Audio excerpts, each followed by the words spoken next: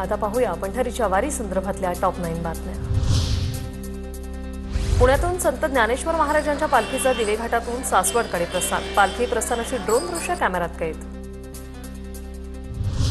आषाढीच्या पार्श्वभूमीवर पंढरपुरात महासफाई अभियान। पालकमंत्री जिल्हाधिकारी यांच्यासह नागरिकांकडून स्वच्छता। पंढरपूर शहरात विविध 42 ठिकाणी साफसफाई।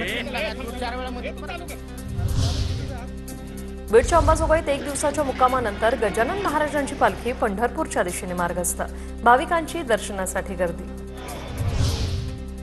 नेवासा येथील ज्ञानेश्वर माऊलींची पालखी पंढरपूरकडे निघाली।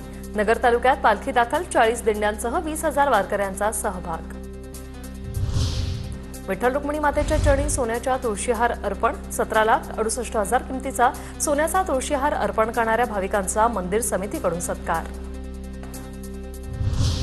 अहिल्यानगरच्या श्रीरामपूरमध्ये सद्गुरू गंगागिरी महाराज पालखीचा रिंगण सोहळा रंगला। पालखीतील हजारो वारकऱ्यांवर जेसीबीतून फुलांचा वर्षाव।